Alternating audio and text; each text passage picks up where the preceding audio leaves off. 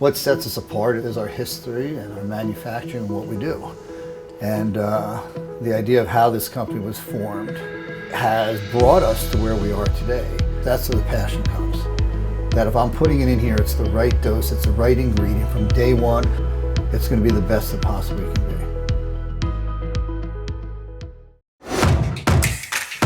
I was never going to be a men's physique. Didn't have much of an off season. I like his physique better. I'm always very energetic. I will have to put me as one of the greatest. Mr. Olympia was won by the back. No, I talk to Dr. O'Connor a lot, right? We do a lot of interviews with him as well. So is it true, according to him, right? Is it true that every cycle you do, progressively, your body, it's basically your health condition gets worse and worse and worse?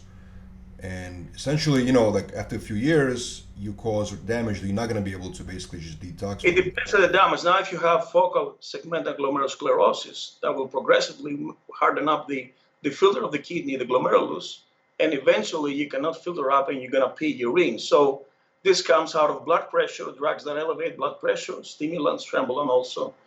You know, all the steroids actually elevate blood pressure, and tons of protein along with creatine, non-steroidal inflammatory drugs, certain antibiotics. So this may be, yes, non-reversible and gradually going down. Now, the liver has a lot of recuperation ability, you know, capacity. But the cardiovascular issues also have to be reversed because the dyslipidemia has to be reversed and can be reversed. The point is, if you build a thick heart, and this is what actually is done, yes, the left ventricle thickens, then the amount of the volume of blood that is being pumped to the periphery through our aorta is lesser. So the efficiency and the stroke volume is lesser. And in the long term, if you abuse GH, then we have the cardiomegaly, so in the enlargement of the heart as a whole. And then we have heart failure issues, you know, prolonged cardiomyopathy. So the most critical thing is the cardiovascular, okay, stroke, acute myocardial infarction. And then we have the liver that has this ability to recuperate this capacity. And also kidney is very important because some bodybuilder may go to dialysis, you know, if they smoke, also if you do cocaine, they elevate blood pressure. So yes, now you may develop also liver cancer, you know, some few cases out of the orals, you know. So it depends. Some people are able to clear out, you know, and we have some great names Olympians that are completely healthy now and they follow HRT. While some others, you know, took the chances that were not so lucky. It depends also on the genetic predisposition, on your family history, on your overall lifestyle. You know, it's multifactorial. From what you just said, I mean, you described a lot of different health conditions, right?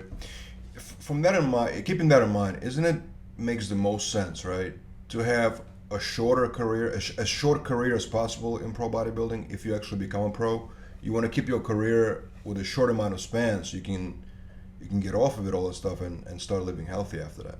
Yeah, the point is to collect money out of this, you know, unless they cannot give seminars or be personal trainers. They can, even the top names that they can get the top 10 places, they earn some money. So they also have contracts, of course, but that's the living, you know. And they're going to retire, I guess, by 40, yes, if they're lucky, 45. But it is also the damages in the tendons, in the muscles, in the connective tissue, you know. You may become crippled, like Ronnie, for instance, you know. He survived out of other issues, but he has other issues with musculoskeletal injuries, you know. So it's the quality of living now that he has. It's true. It's actually it's very difficult just to retire. I mean, they still have to remain. If they want to continue being on a contract or even doing seminars, they have to be in shape, right? So it's.